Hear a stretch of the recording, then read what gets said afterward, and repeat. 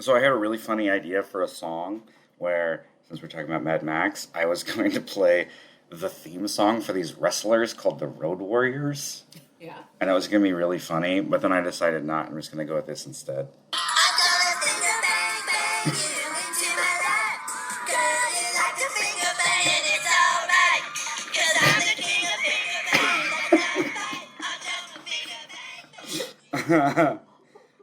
Yeah, welcome back to the Finger Bang Show. Hey. Aren't you glad you tuned in? This is Vertigo Voices. I'm Colby. I'm Sophia.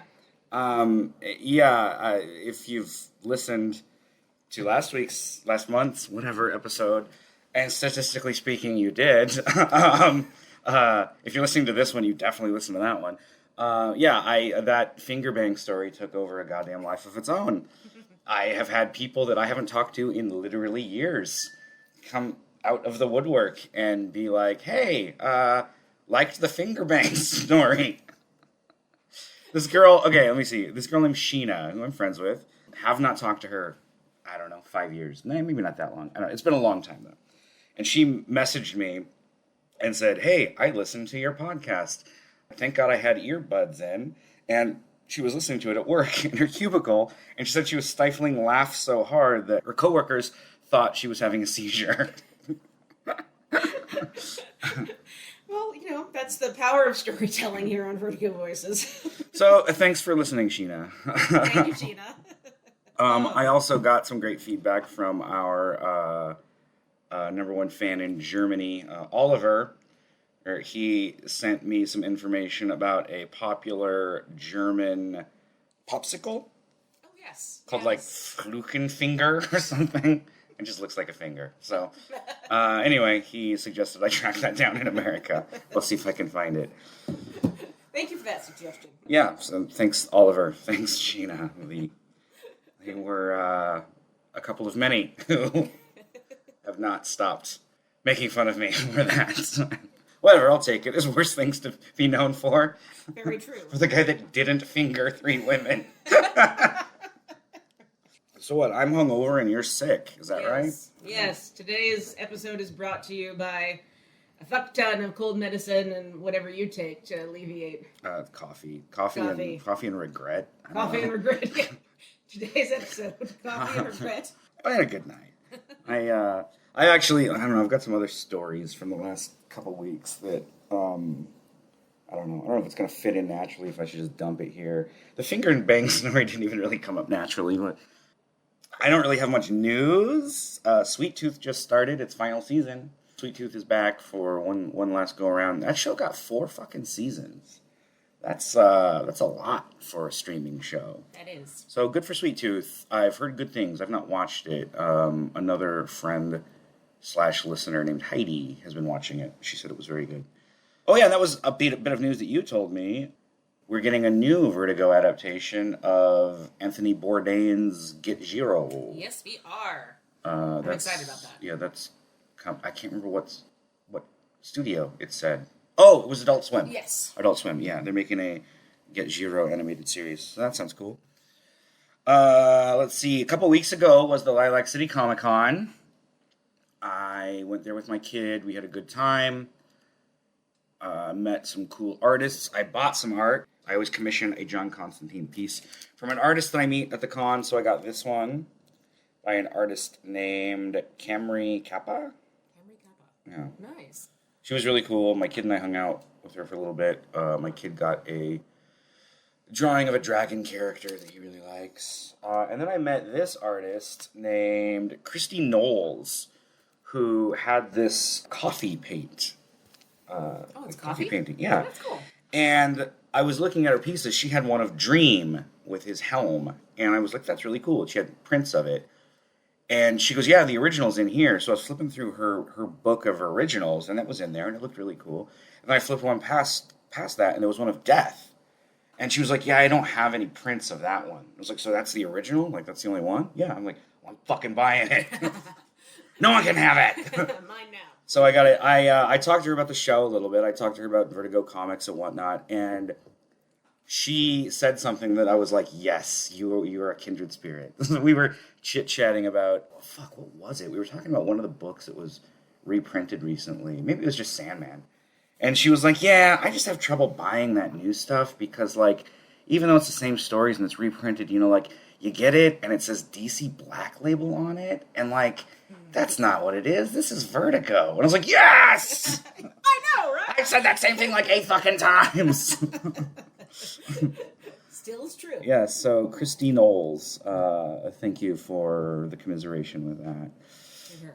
Last weekend was Pride. My kid and I went to Pride. That was a very good experience for the both of us. I don't know if you can still see it. My son, my fucking what's it called? Tan lines. So I've not brought this up publicly on the show, but everyone who knows me knows this. My son is trans. Came out a couple years ago, and Pride has become like a really big thing for us. The last couple years we've gone. My kid goes fucking nuts there. He loves it, dresses up. Last year he went as a trans dinosaur, you know, whole outfit. This year it was just, we got shirts that said trans rights that had Donkey Kong on it, which is a whole reference to H-Bomber Guy on YouTube. Look it up.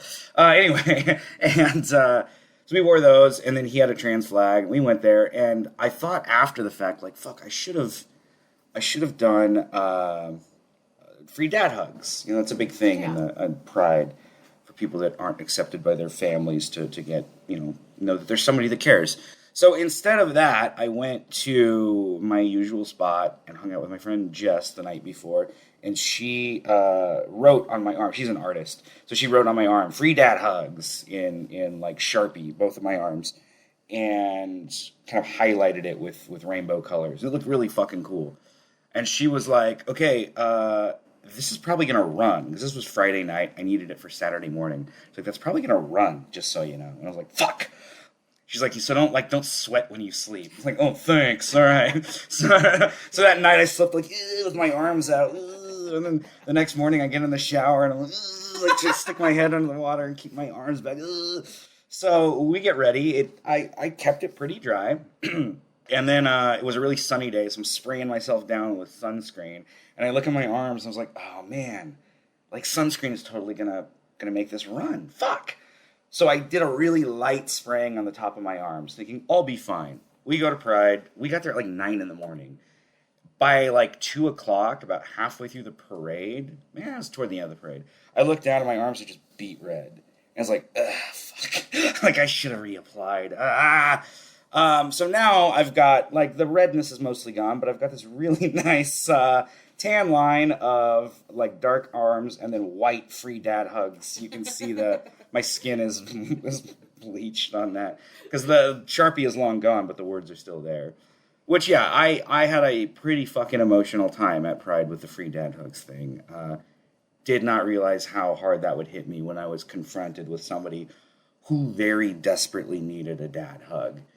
And just the fucking, like, raw emotion coming off this poor girl when she came up to me and asked for a hug. Yeah, it hit me pretty hard. And I'm glad that I was there for her, but I'm so fucking annoyed that she needed that. Like, it kills me that this person didn't have a family that supported them, and it sucks. But, I don't know, I'm glad that Pride is now to the point where we can go out and celebrate in the streets, and that there are thousands and thousands and thousands of people who openly support those, people in that position. Yeah. So yeah, it was a very positive experience, tinged with some very high emotions, which was good. But yeah, that was just last weekend. Fuck, it feels like a million years ago. That was an interesting weekend for me. I almost got Hansel and Gretel'ed. Oh, do tell. I've been waiting for this, everybody. So continue. Oh my god. So after Pride, my friend Tabitha, it was her birthday. She had this whole thing. She's the one I mentioned a couple months ago, I think, with whenever the fuck it was. Time doesn't mean anything. The photos for her birthday, the paparazzi photos. Yes. It's her birthday. The theme is black tie, like celebrity, whatever. So I'm wearing a suit. She has her party at this venue in Hilliard, which is this really nice old building. And I'm dressed up, and also, like, my arms are just radiating heat. Like, it's like, Jess, check it out. She held her hand up, like, Jesus Christ, it looks like an oven. So I was wearing a pretty nice suit. Jess came in this, like, glittery ball gown. Yeah, she looked fucking gorgeous. Anyway, she looked really good. Everyone looked good. It was a fun night. Jess and I were hanging out, and the table we were sitting at, I ran into an ex also. That was weird. But Jess had my back. So anyway, we found ourselves at a table by ourselves, chit-chatting. We have this fucking... Like, we have our own little language when we were together. It's weird. But my friend Tony, Titty Twister Tony... His wife was there and was like, I just love watching you two talk. Like, it's like you're in your own little fucking world and nobody else can keep up. And, like, I don't understand what's going on, but it just looks fun.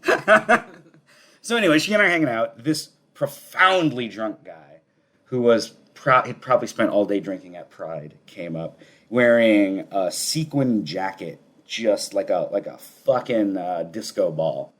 Sat next to Jess, was just very drunkenly, like, making hand gestures and, like, hitting her, like, just accidentally, just because she was there and he was being loquacious and exuberant. Very. And, like, at one point he got up and his arms were like this, and he turned and just smacked the back of her head. Like, zero situational awareness, because he was so fucking far gone. So he's at the party, like, joking around. At one point we were taking red carpet pictures, Jess and I were, and he just walked in the way of it with a cupcake in his hand and just smeared the cupcake all over his mouth and then just walked away, like right in the middle of our picture. Like, thanks, bro. And he had cupcake just around his mouth for the rest of the party. Like you do. Air quotes, rest of the party. Because at one point he just disappeared. And Jess and I are like, what the fuck happened to that guy? And Tab was like, I don't know. He just left.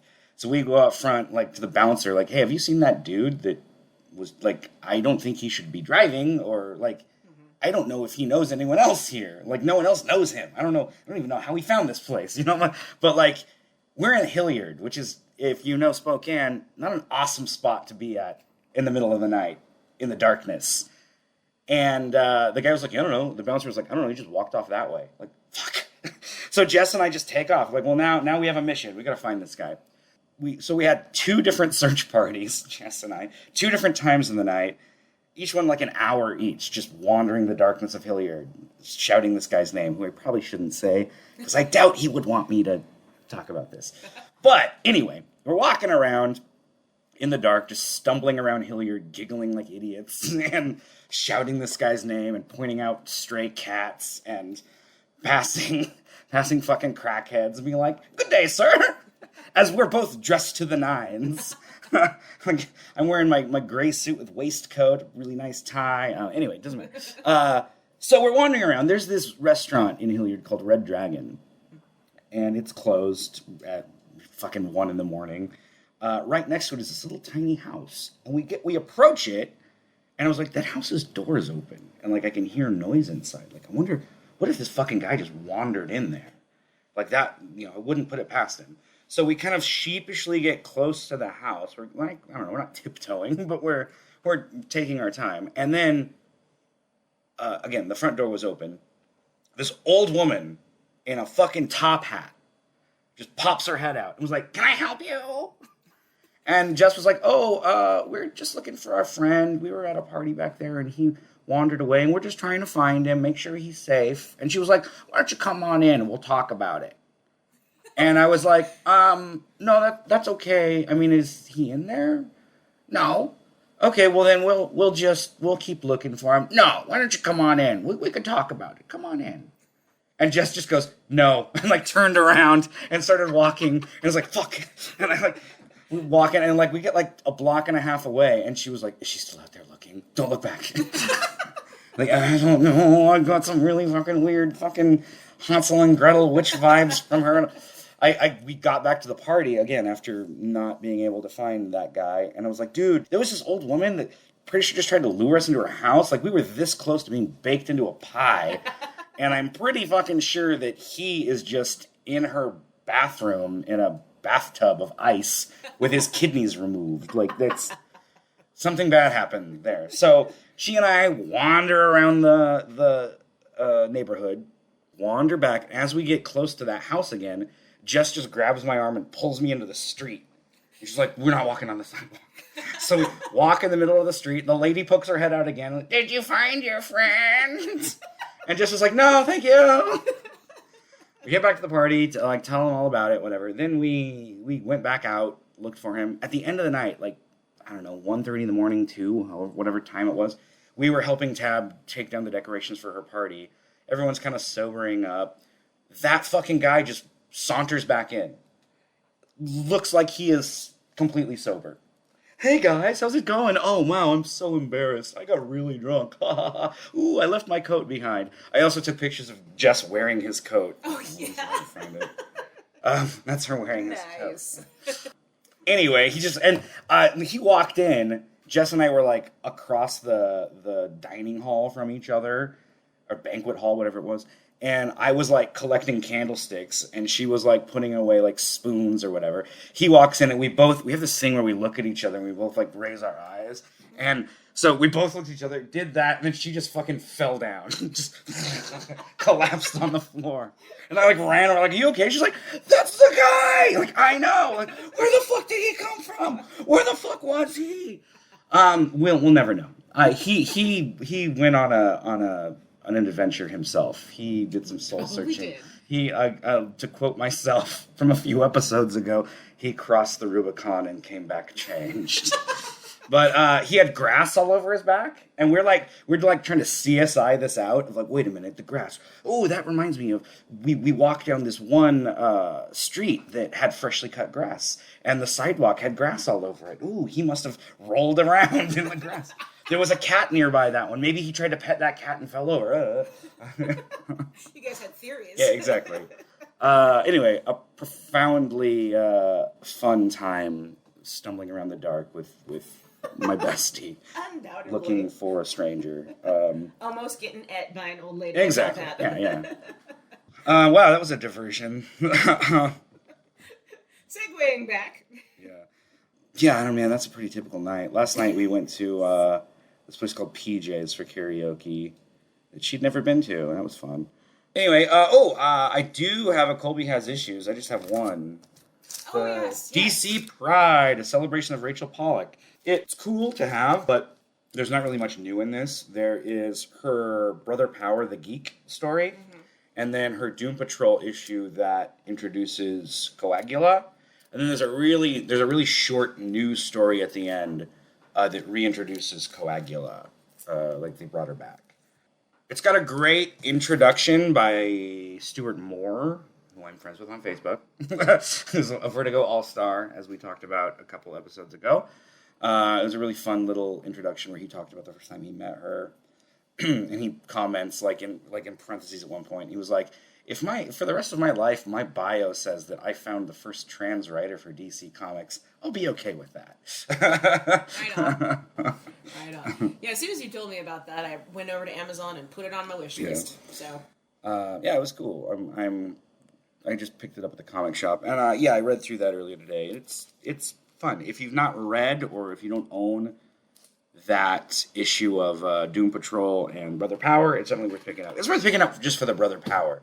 The Doom Patrol issue is very much connected with all the other Doom Patrol, so if you're going to read that, then read the whole fucking series. But the Brother Power, like, this is the complete, whatever, story that she wrote of him with Michael Allred did the art for that. So, yeah, that was a fun one.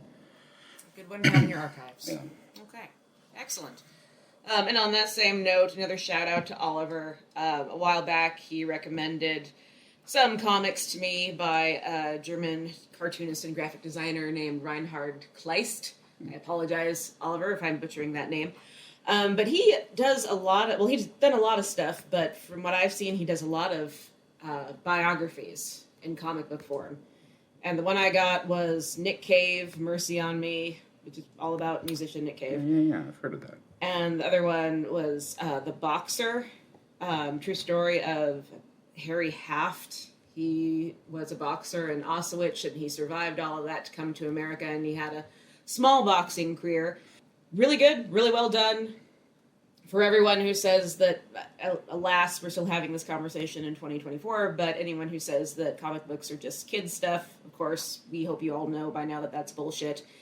And I hope you fucking die. What is this, 1983? Get over it, man. Jesus Christ. But yeah, you're missing out. It's really well done. I especially liked the Nick Cave one because I'm a big Nick Cave and the Bad Seeds fan. But they were both good. And so if you're into biographies or interesting history, then check them out. I think he's got one about Elvis, too. And he wrote one about the time when he lived in Cuba. He lived in Cuba for a while. So, interesting artist, good storyteller. Well, that's cool. Yeah, I will have to look into that. Much recommended. This is just my commemorative Batman Forever McDonald's glass with iced tea in it. Oh shit, it's kind of frozen tea actually. I was just gonna say, looks like you've got popsicle tea there. That's fine. Yeah, no, it's just my no big deal. Just my my frosted Batman Forever glass. I have that same glass. Back when you could get cool stuff at McDonald's when you went. I keep seeing the Flintstones ones at Value Village. Oh, really? They made Flintstones ones too, but the Batman ones were the coolest. They were, yes. All right, are we ready for the actual shit we're going to talk about today? I think so. Shall we? Yeah, I guess. I guess. So I just realized, so this Mad Max, we're talking about Mad Max. Do we know Mad Max? Yeah, we're talking about Mad Max. Jesus. I just realized I bought this story twice in the amount of time that you've been waiting for the one that you bought. I canceled my order. Oh, I really? canceled my order finally. It was, That's funny. So, this is really fucking hard to find. Apparently so. Yeah. Obviously, there's a new Mad Max movie out, Furiosa, so we're trying to hop on that SEO bandwagon. And Vertigo made a Mad Max comic in 2015 to tie in with Fury Road. It's really fucking hard to find now. Except you have to tell the story about Yeah, exactly. So Sophia's the one that brought this up a few month ago, whenever the fuck it was. And you're like, yeah, we should do a Mad Max episode. Like, oh yeah, I've been wanting to read that comic book. So I look it up on eBay, and it goes for a lot. Like the graphic novel, I could only find 2 people selling it. And one of them was bidding, the bidding was going on. So I was like, oh, it's at $30. I could swing that. So I click on it, and I put in a bid of up to $40. Immediately, it was like, no, you're outbid. I'm like, oh, okay. Well, I guess I'm not going to continue with that. I came back and checked it a couple days later. It was up to $120. Jesus. Yeah. And I was like, why is this so hard to find? Like, what the fuck? So I just started tracking down the back issues. Some of these, like, let's see, the Furiosa one, $25. The Mad Max number 2, $3. There's no consistency here. Whatever. I ended up getting all 4 issues over, like, total for probably, like, $45 would be my guess. I've all said.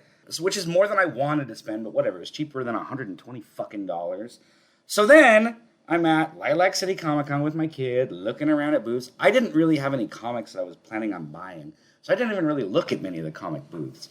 And then just happened to, like, venture into this one, and I look up, and the fucking graphic novel is sitting on the wall, like, with all their stuff. And I was like, holy shit, they have the Mad Max graphic novel. I walk over and look at it, it's $20! And I just ordered these. Damn it. So I was like, $20 though, that's an investment. I'd be dumb to not buy it. No kidding. So I walk up and grab it and hand it to the guy, and he was like, I just put that out like 5 minutes ago. I was like, cool, give it to me. Mine now. Yeah. Absolutely. No, I ordered mine from Bigger Books on May 19th, and didn't come, and it was like a week almost before we were supposed to record this episode, and thankfully they didn't charge me, but it turned out that the person who was selling it didn't even have it. Oh, Jesus. So, yeah. Bigger books, more like bigger crooks. Am I right? You're right. So I'm glad you found it for $20, although when you texted me that, I was irritated at first. I was like, of course you did. Of course you did, goddammit. That's why you go to cons. I need to go to cons, yes. That's been a long-running sentiment on this show, but I need to go to some cons. Anyway, glad you found it. Yeah. So this is the prequel to Fury Road. Also, amazingly ties into Furiosa pretty well. Indeed. Like, really weirdly well. When you consider that there's 9 years between Fury Road and Furiosa, the fact that the continuity on those is so airtight is really fucking weird to me. Like, that's not how it's supposed to be. Not usually, no. And that's not even how it is in the Mad Max franchise. No. Like, these movies have the haziest continuity possible. So, I mean, I'm sure everyone knows about Mad Max. This is a franchise that was created by George Miller in 1979, he was a doctor. And was just like, I want to make fucking movies. I want to revolutionize cinema. And indeed, he did. Yeah, the first Mad Max has some profoundly good action and stunt work and car chases and flips. There's a scene in the movie where a guy on a motorcycle hits a car and does like an end-over-end like cartwheel turn in midair. Right. That was a fuck-up. That was a fuck up? Yeah, that guy like shattered his knee when he landed. Oh, And God. he just like accidentally made one of the coolest scenes in fucking film history. Just the way the camera is set up for that shot, like it's like someone knew that was going to happen because it was captured perfectly. Profoundly good movie. Made Mel Gibson a star. Turned Key Hughes Byrne into a great character actor. Well, he'd already been doing a lot of acting, but he plays a couple roles in the Mad Max franchise. But yeah, so then from that came The Road Warrior, Mad Max 2, which, if you've ever seen a post-apocalyptic movie, it's because of Mad Max 2, The Road Warrior. Like, every single movie that has to do with the end of the world owes the biggest debt of gratitude ever to The Road Warrior. Right. Black leather, motorcycles, desert, trying to get gasoline, fucking patchwork armor, hockey masks. Like, all that shit is because of The Road Warrior. Right. Really, really fucking amazing movie, like genre-defining, generation-defining film. And then there's Beyond Thunderdome, which is fine. It's fine. It's fine. There's actually a really sad story about that movie. Like, so it's clearly two scripts just mashed together. Mm-hmm. Half of it's this really interesting story about Bartertown and Thunderdome and Anti-Entity and Master Blaster, and then a bunch of kids in the desert. Right. So very obviously just two scripts mashed together. But George Miller, I think it was... So that movie is credited with having a co-director. And, George Miller and George Ogilvy, which is the only Mad Max movie that George Miller didn't direct on his own. I think it was during pre-production, or maybe during production. One of the producers, maybe, or maybe it was just his friend. I don't know, but somebody very important to George Miller died in a helicopter accident. I feel like it was one of the producers. Yes, Byron Kennedy. He was the producer of the first Mad Max films. The first two. And he's like, Miller was just like, fuck this, I want to do this. Like, my friend just died. He was one of the creative voices behind this. And like, I don't have the passion for this franchise now. And he just like, it made him super depressed. And the title card at the end of the movie says For Brian. So they hired I don't have no idea of the actual timeline here. This is just my speculation. They hired a second director to kind of pick up the slack because Miller's heart wasn't in it, and rightfully so.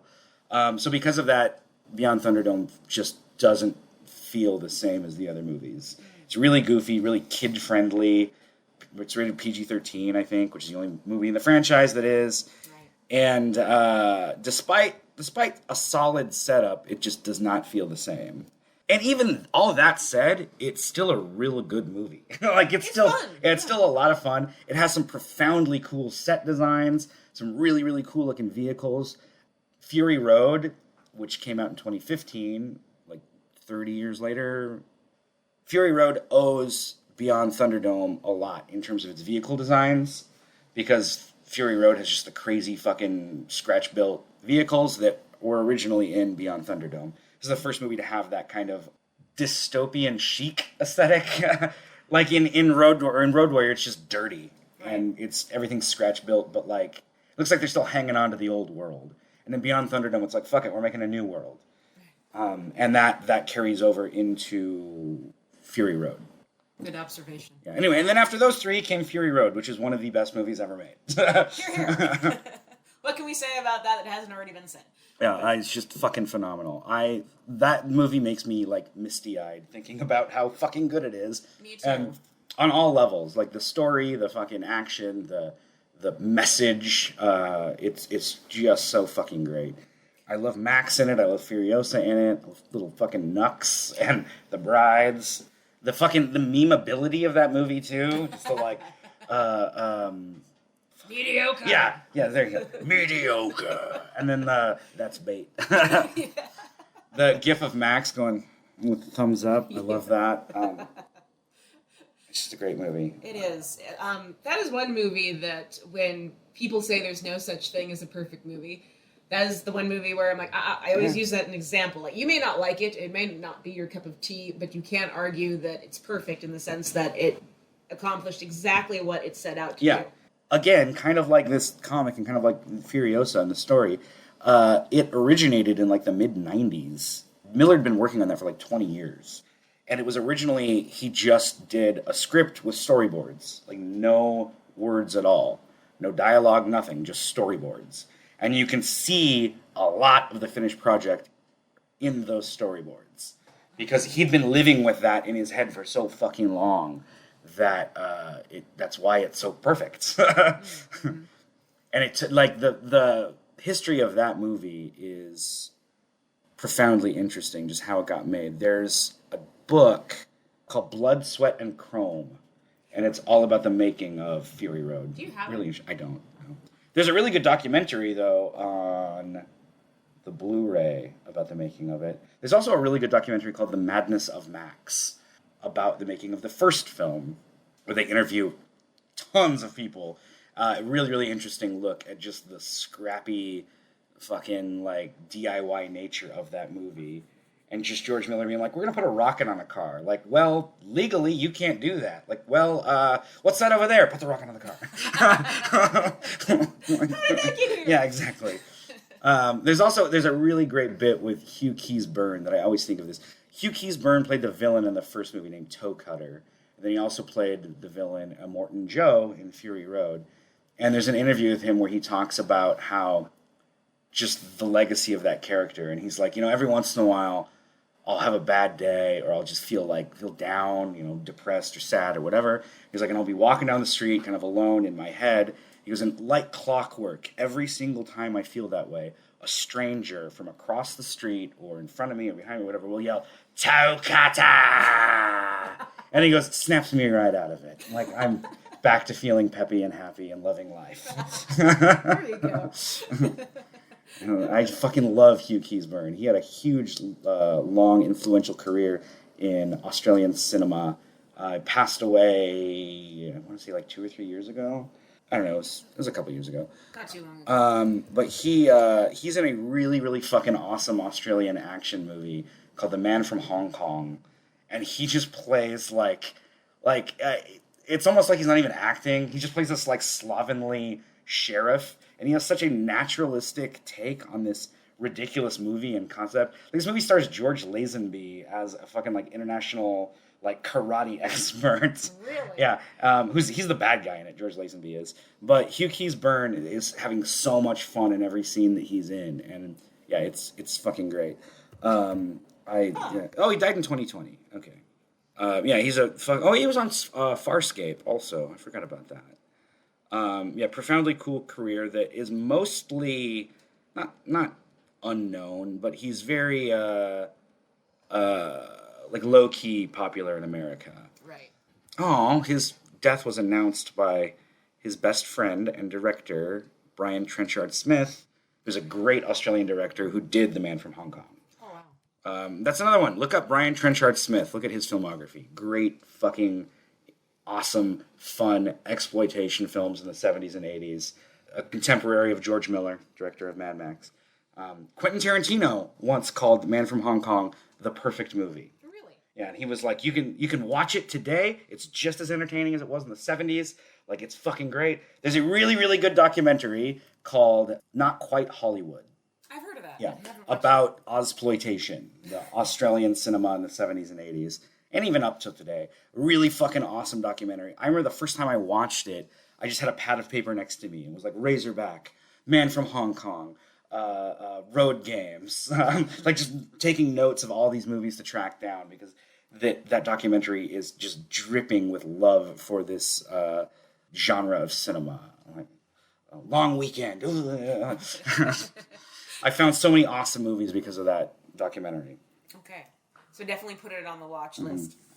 Anyway, Mad Max. So anyway, this is a really interesting franchise to me. Just like the brainchild of George Miller. Not a lot of extended media.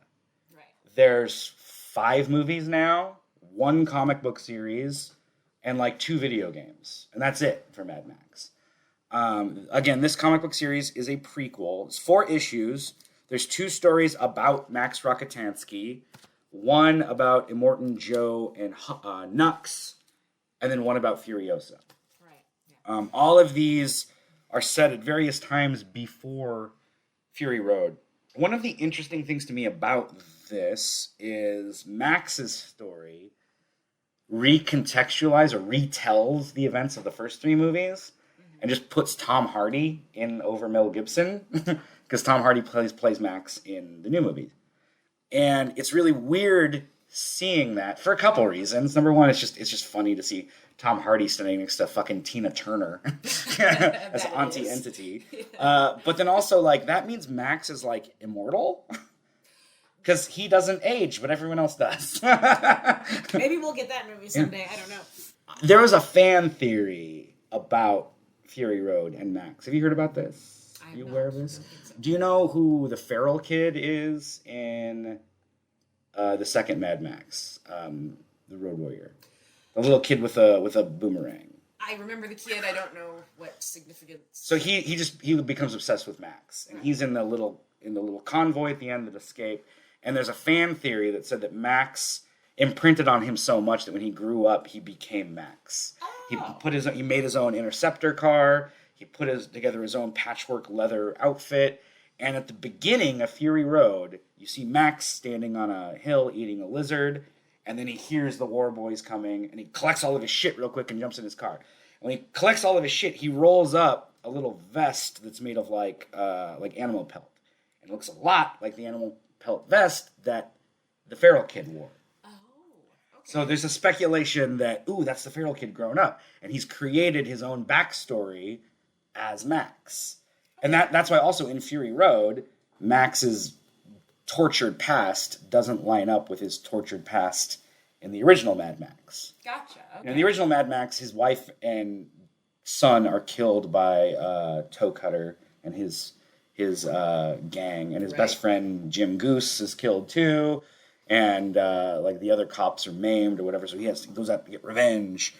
And in Fury Road, it's like he sees flashes of this little ghost girl and an Aboriginal guy, and it's like he's mourning his found family. So it's implied that something happened between the original trilogy and the new one, and he's got a whole fresh batch of trauma to process.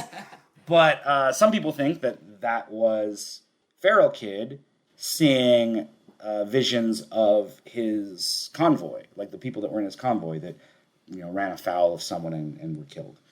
But who knows? Makes sense. But this comic does not do that. This comic tells its own story that shows Max Rokitansky, that this is that Max, and this explains who those people were that were killed. So the main characters in Max's story, other than him, are this mother and daughter named Hope and Glory. Hope is the mom? Yes. Hope sees Max compete in Thunderdome so that he can get a piece for his car. She tracks him down and asks him to help him find her daughter. They do, and then they're both killed. The end. Like, it's, not much to that story. So that story was then adapted into a short film called Hope and Glory, from a directors named Eric Van Schuer and Adrian Martin. And the movie actually credits the comic book. It does. So this short film is a Vertigo adaptation. Everyone should go watch it. It's like 40 minutes long. It's called Hope and Glory, a Mad Max fan film by Brightstone Pictures. Really well done. Very well done. I was impressed. Yeah, it fits in perfectly with the world of Fury Road, like that. That aesthetic Mad Max. It's a very stripped down version of the comic book. However, it also takes elements from the 2016 Mad Max video game. Yes, you were talking about that. Yeah. So the way that Hope and Glory die in the comic is what we see in the movie. They get run down by a truck. Right. And then Max is, psychically scarred or whatever. He keeps seeing visions of this dead girl. Well, in the movie, their little enclave or whatever is attacked by the bad guys, and Did they say, is it just War Boys, or did they bring up Scrotus? I can't remember. It's the Buzzards. The Buzzards, that's right. So that's kind of in the Buzzards are in the video game too. And he finds Hope strung up, like hanging, and then Glory dies in his arms. That same thing happens in the video game. Like, exactly. And the whole thing of him, like, finding her with the Buzzards in the ruins of the airport, that's from the video game, and that's in the comic. So, like, it's weird. These three stories tell the same story, but just in slightly different ways. That's really fucking cool to me. So to get the complete Mad Max prequel, you have to watch this short film, you have to read this comic, and you have to play the video game. And it's so cool to see how they're the same and how they're different. Like, in the video game, he goes to Gastown, he competes in a race for Scrotus, and then gets thrown into a Thunderdome. And then only then does he get the V8 that he needs. And then Hope finds him, and she's a concubine for Scrotus. You see her earlier in the game, too. But and then she's like, you got to find my daughter, and I'll help you get this thing if you do that for me. And she also mentions Dr. Dementus in that video game, which, again, is in Furiosa. Like, really, that game is, now that Furiousa's out and everyone's talking about Mad Max again, there's been a lot of discourse about that game. People being like, this game is fucking awesome. How come nobody liked this when it came out? And I don't know that it was nobody liked it. It was just kind of ignored. Like, people didn't even realize that there was a Mad Max video game. It's open world. You get to build a car. Again, Furiosa brought in elements of that video game into the movie. One of Immortan Joe's sons was never seen in Fury Road, but is mentioned in this comic and is seen in Furiosa, who's named Scrotus. He's the main villain of the video game. And then also, Max's little sidekick in the game, Chum Bucket, is in fucking Furiosa. He shows up and gives her a little, shitty little car that you can also fucking drive in this video game. It's called Chum's Buggy. And again, that video game came out in 2016. Like, that's fucking amazing to me to see George Miller pulling from this expanded media in a way that I wouldn't think he would. Right, you and I were talking about this. There's so many shots in Furiosa that when you were showing me the game, I was like, oh my god, that's exactly. the same thing almost. That short film does that too. There's a scene at the beginning of the short film where Max is driving by a huge, like, oil tanker in the dunes. Right, yeah. In the game, that's Chum Bucket's hideout. Oh. He lives in that little oil tanker when you find him.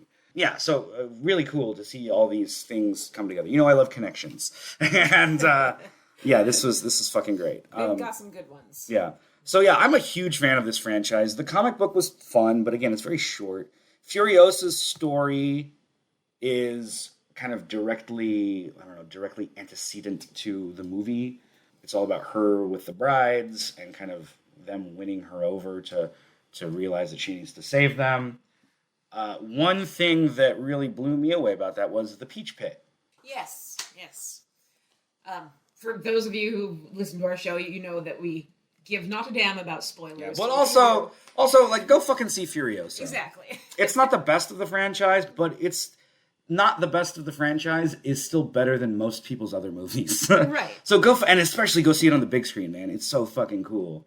See a goddamn war rig and fucking Praetorian Jack and the big fight with the Octobosses. Yes. Octobosses. Yes. Fucking blimps. I don't know. Go see the goddamn movie. Yeah, you won't regret it. It's a good big screen picture. Yep. But no, you were Anyway, saying. so the Peach Pit. Peach Pit, yes. I thought that was a good tie-in. I don't know if well, I don't know. I'm probably I didn't like the way it ended. That was a little bit of body horror that made me shit myself. The movie? Yeah. Oh, I thought you were talking about the comic. No, the comic. Yeah. I liked the comic. I thought that was good. I actually really enjoyed Furiosa's story in the comic, probably more than I enjoyed this particular telling on the big screen. But I thought it was very well done. Well, it's funny that it's called, like, this single issue is called Furiosa because it's far more focused on the brides than on her. It is. She's just kind of sitting back and experiencing the world that these women live in. Right. And one of the things that I brought up to you when you were talking about the movie is that, like, to me it was all about Furiosa being like, hey, like, Immortan Joe is a piece of shit, but he's better than some of the other people out there. And there's a bit in that comic where she's like, you women don't know what it means to suffer. Like, you think it's gonna be better out there? You have water. You fucking bathe. Like, you waste water on your bodies. And there's people out there that don't even have water to drink. And it takes it takes them kind of showing what they have to go through before she's like, oh yeah, you guys don't have it that great. I mean, you have comfort on one level, but you're also things. Yes. You don't leave the hermetically sealed dome. Exactly. Yeah. And I thought that was really interesting, showing like the fact that you get so much more info about the wives in her story than you really do of her. She is the Mad Max of the Furiosa issue. Because one of the things about Mad Max is he never really directly impacts the plot of any of these movies. He's reactionary. He gets sucked into somebody else's thing and he's like, no, I don't want to fucking do that. And then somebody's like, well, I'll give you this. Or he's put in a position where he's forced to help, and then he's like, "Fine, fuck it, all right." Very well. Yeah, and that's Furiosa in her single issue. She's not the catalyst for the plot. She's the one who is forced to go along with something and then changes by the end of it. And I thought that was really interesting. And then Immortan Joe's story, like, first there's Nux's, which is just the little story about Nux as a baby, like how he became into the War Boys. And there's that whole thing of him like grabbing onto Joe's levitating platform. Yeah. Like, just the childlike wonder in his eyes while he's looking for his dad. Like, I don't know, that was so fucking sad. Oh. It's like the way a child processes the world. And just like, I don't know what's going on, but like, where's my dad? And the adults just being like, let's see how long he can hang on before he fucking falls to his death. Right. Yeah, it's very, very sad. And then Joe's story is kind of all about the collapse of society. Did you notice the cameos from other Mad Max characters in it? Not off the top of my head, I'm sure I saw let's see. Before Joe finds the Citadel, when he first meets the People Eater, the man who will become the People Eater. Yeah. There's fucking Christ, where is it? Where the bloody hell is it? Okay, there's 2 pursuit specials, main force patrol cars. Yes. And then there's these 2 cops beating guys. It's like, look at this one bleed, Charlie. Hey, that fat bastard's running. Roop and Charlie were both cops in the first Mad Max. Okay. And that's their patrol cars. One of them was named the Mad March Hare. Like one of the cars. Like all the pursuits, the interceptors had code names or whatever. But yeah, I like that was cool to see Roop and Charlie have a brief cameo as the People Eater runs away from them. That was a good catch. Yeah, I saw the People Eater and the Bullet Farmer, but I didn't catch those then 2. They end up becoming Joe's lieutenants, and then they eventually end up taking over Bullet Farm and Gastown. Oh, I really liked the History Man at the beginning. Yes. So that's another thing from fucking Furiosa. So the end of Fury Road ends with a quote that's attributed to the first History Man. Like, what the fuck is that? Well, if you read the comic, you know that the History Men are these people who tattoo themselves with the history, like the prehistory of the apocalypse. And all of these issues are told from the point of view of the History Man telling the story to kids in the Citadel after Furiosa takes it over. In Furiosa, you see one of those History Men, and he kind of talks through it also. And I just thought that was really cool that this little bit of world building was seeded into this comic book, and then it became much more of a focal point in the Furiosa movie. And I thought that's a really cool idea. Also, there's what's her name, Miss Giddy. Yes. Is that her name, Miss Giddy? Yeah. She's a history woman. You can see that on her body. She has the writing all over her. So that was cool to see that more of that in the comic as well. She's a much really interesting character in the comic. In the movie, gets like, a couple lines, and she's just in the background during the chase scene quite a bit. Have you ever seen the deleted scene of her death? No. She has a death scene where, Jesus, it is fucking raining out. Damn. Letting loose. Nice, I love it. She has a death scene where Rictus Erectus and the organic mechanic string her up on the Doof Warriors little gimbals, the guy that has the guitar. They string her up on that, and they are torturing her, and then they leave her to die with what's her name? The body of the pregnant wife. Angarid. Yeah, Angarid. They call her Splendid. Angry, the Splendid Yeah. or something like that. So they leave her to die with Splendid's body as crows descend upon them. And it's like a really, like, ghastly death. And, like, it just feels, like, really mean-spirited. So I understand why they cut it out of the movie. But because of that, she just disappears after Splendid dies. Anyway, yeah, these comics are really fucking cool. I wish they were easier for people to read. I have no idea if you can look them up or if you can read them digitally because I don't do digital bullshit. But if you can read them, especially if you're a fan of Mad Max, I fucking love Mad Max. Everyone should love Mad Max. And you should track these down. You should, yes, absolutely. I would have liked to add it to my collection. Hopefully, if I can find one that will actually deliver and doesn't cost, $120. I'll tell you what, how much money you got in your pocket right now? Not 120. Well, good, because I was going to say 150. Oh, okay. 120 was 2 weeks ago, man. This is a seller's market. Inflation. Yeah. I don't know what country you're living in, fucking Norway or whatever. Where everyone pays their fair share of taxes. Yeah, exactly. But no, I would say the comic is definitely a Vertigo. Yeah, big Vertigo. This whole franchise is the biggest Vertigo of all Vertigos. I fucking love this franchise. I love all the movies. Even, like Furiosa, I really liked Furiosa. I didn't love it, but I really liked it. I loved the character Praetorian Jack. I loved the war rig fight. I loved the assault on the bullet farm, and I fucking love Chris Hemsworth as just this goofy, over-the-top, just bad villain. Not bad as in a bad guy, he's just bad at what he does. He is. And I fucking love seeing a villain that's incompetent, who just turns on a dime of being like, well, I'm gonna be a fucking cult leader. I'm like, well, that's not working out. I'm gonna have a motorcycle gang. Fuck, that's not working out either. I'm gonna take the Citadel. Ooh, shit, that guy's big. I'm gonna take this instead. I don't know what I'm doing. You can't have gas anymore, because I don't know how to do it. Like, I don't know what I'm doing. And it's just a series of failures until he's kneeling in the desert with a gun on his head, Like, and even then, he's like, not my fault. Yeah, I don't know who the fuck you are. What? Do you have it in you to make it epic? Yes, you can't fault Chris Hemsworth. He did a very good job.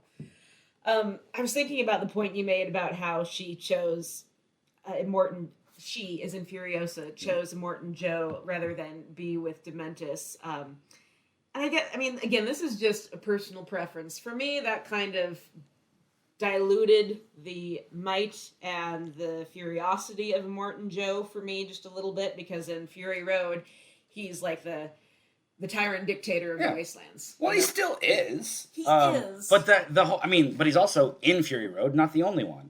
Look at the fucking People Eater. That guy's fucking ghastly. Oh, he is. Do you know why they call him the People Eater? It's not just a clever nickname. Have you noticed that he's the only fat one in all these movies? Oh, yeah. Because he's just fucking eating people. I don't know. That seems much more ghastly than withholding water. But I mean, that's the thing. Like he is the tyrant of his own little kingdom. And in these worlds, or in this world, it's just tyrants and the fucking lowly maggots in the dirt. That's what we have. And in fact, I saw an interview where somebody asked George Miller about a sequel to Fury Road. They asked him what would happen, like what happened at the Citadel with Furiosa. We want to see more of that. And he goes, I don't really want to tell that story.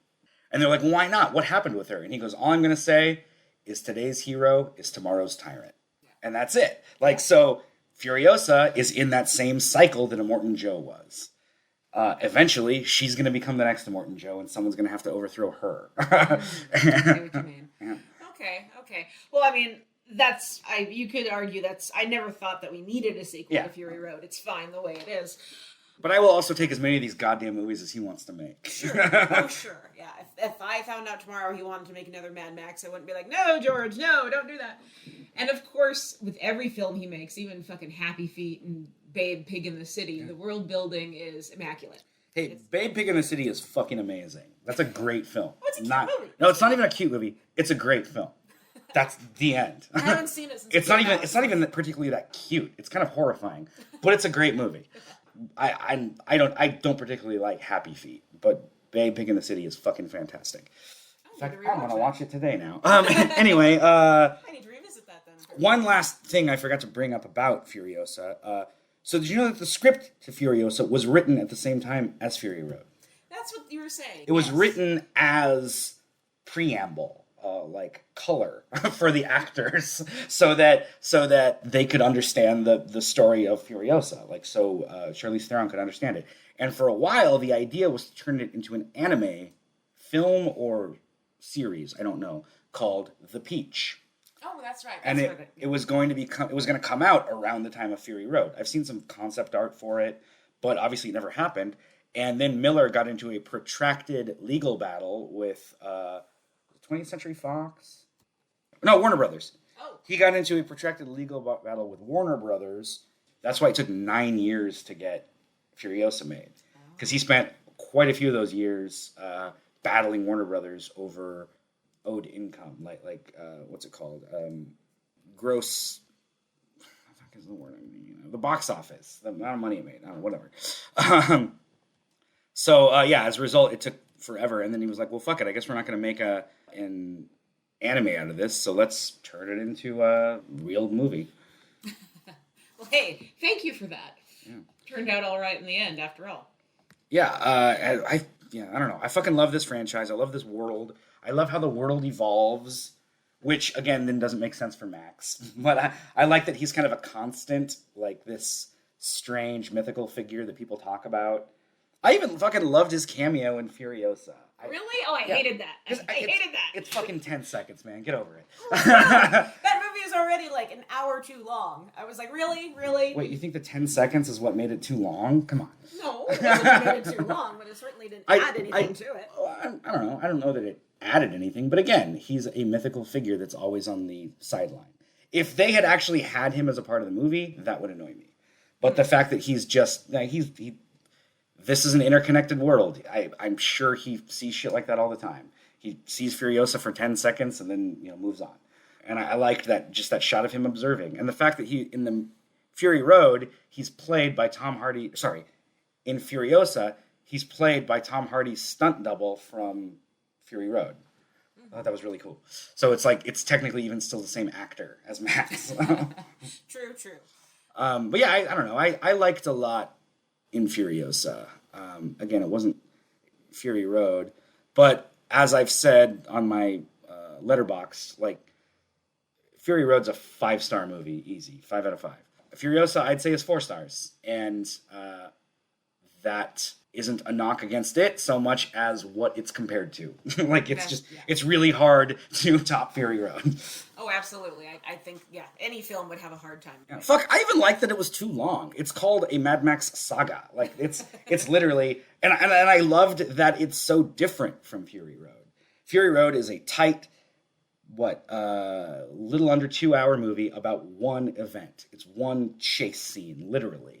And then Furiosa is this decade-spanning epic about the life of a character and her quest for revenge and her getting sidelined and sucked into other people's drama. And I thought that was a really interesting way to take the story because everyone wanted more Fury Road. Everyone just wanted Fury Road again. And George Miller's like, fuck you, I've got this other story I want to tell. Which is fair. And I don't fault it for not being Fury Road. And if you enjoyed Max's cameo, far be it from me to be like, don't enjoy that shit, Colby. But there was never a moment for me in Furiosa where I felt emotionally attached to the outcome of her story. I wanted to be, and there were moments where I was very, very close. But for me, there wasn't that penultimate moment that I was like, aha, it's all led up to this. And, this is her story, and I see how she evolved into, the epic imperator that she is in later stories. Really? Really, yeah. I just never had that. That's literally oh man, I don't even know how to respond to that. That's literally the whole movie. That's every second of the movie drips with that to me. Even the fact that Anya Taylor-Joy doesn't even play the character until the hour mark. You get so much buildup of her as a youth. And you even, there's moments where she's working with the Roar Boys and she, covers up her arm, where I'm pretty sure they just, digitally blend the two actresses' faces. I don't know. I thought that was very interesting. I was actually surprised how emotionally invested I was in Furiosa, even knowing that, in the next movie she's... I already know where this story is going to end, obviously, because it's a prequel. But I was still profoundly invested in every diversion that the plot took. And I just fucking love this world so much, and I love all these weird goddamn characters. I think my only big complaint about Furiosa and the film is the fact that the end credits just play Fury Road over it. Right. That was really fucking weird. I've never seen a movie do that. And like, yeah, no, I know. That's why I'm here, because I saw that movie. In fact, I watched it yesterday. That's why I came. Like, why are you doing, oh, it's just still going. Oh, hey, there's Tom Hardy. Look at that. Okay. Yeah. That was a very strange choice to me. And I guess by this point you're in the credits, so who the fuck cares? The movie's over. But that felt like, almost like, remember this? Huh? Yeah, you do. You fucking, look at this fucking war rig and the little knucks there. Like, yeah, that's getting you hard, ain't it? Yeah, look at that explosion. Remember that part where Max flew across the screen with the explosion in the background? Yeah. That was really cool. It made me think, I should be watching Fury Road. I also fucking loved Tom Burke as Praetorian Jack. I think he was a better Mad Max than Tom Hardy was. Yes. I agree with you. Kind of makes me wish they would have just cast him back in the day. If only. And that is one criticism I've heard of Furiosa that I do disagree with. Like you said, I've heard people say, well, it takes her about an hour before she becomes Furiosa. And I'm like, well, that's the whole fucking point of an origin story. Yeah. If it just opens with her being, Charlize Theron's Furiosa, then what's the point? I heard somebody complain that they didn't like that it didn't give an explanation for her name. Oh. And like, really? but first of all, like, they just call her Furiosa from the beginning. Right. That's your explanation. And like, they live in a society where people are named Valkyrie, for God's sake. Exactly. Nux, Exactly. And so, like, who the fuck cares? But also, in Fury Road, when she meets back up with the Vuvolini, is that what they're called? Yeah. Vuvolini, in the green place, whatever. When she meets back up with them, they call her Furiosa. So, like, hey, idiot, if she gained her name on her adventures, they wouldn't know to call her that. Like, they call her something else. The text of the movie tells you that. It's not that big a deal. Yeah. Exactly. Yeah, exactly. And like, okay, if she did have a moment where someone's like, and I dub thee Furiosa, you're so furious, I'm going to call you Furiosa. Everyone would complain about that. Oh, that would be the Solo moment, of like, Han, what's your family name? I don't have a family. Okay, well, Han Solo then. Let me reach out and tap you on the nose. Exactly. Yeah, it's ridiculous. Yeah, I don't want to say like, oh, this movie is bad, don't watch it, because it's definitely not. I will watch again. I'll most likely watch it with my brother, who's a huge car head, and one of my favorite things was watching Fury Road with him and having him go through and point out all the cars and the bodies and whatnot. We'll probably do that with Furiosa. If you want to get deep into the weeds, which one is correct there? I think weeds, but woods works too. That's weird. Because I've heard... We'll go with weeds. I think that makes more sense for what I'm about to say. Anyway, if you want to get really deep into the weeds with the car shit, there's a YouTube channel called Mad Max Bible. Oh, really?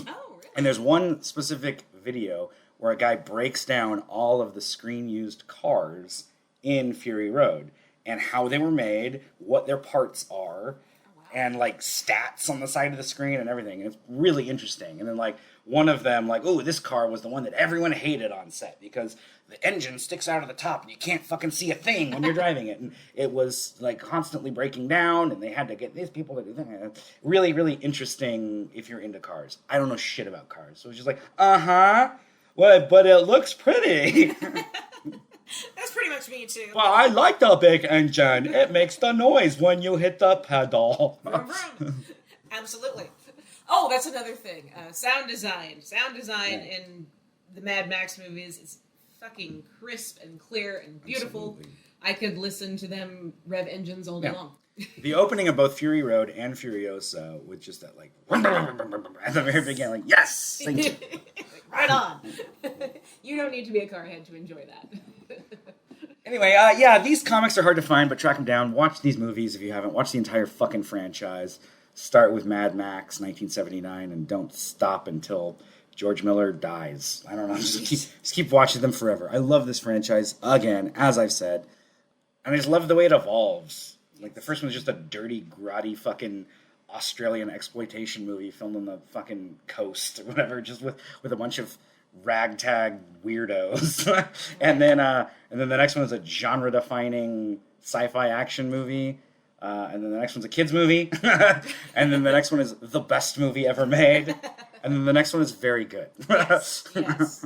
Yeah, just because it did not emotionally resonate for me, it does not mean that you can't see the love and the effort that's in this franchise. So, yeah, support it. Read the book, play the video game, do it all. All right, I think we're done. Is that it?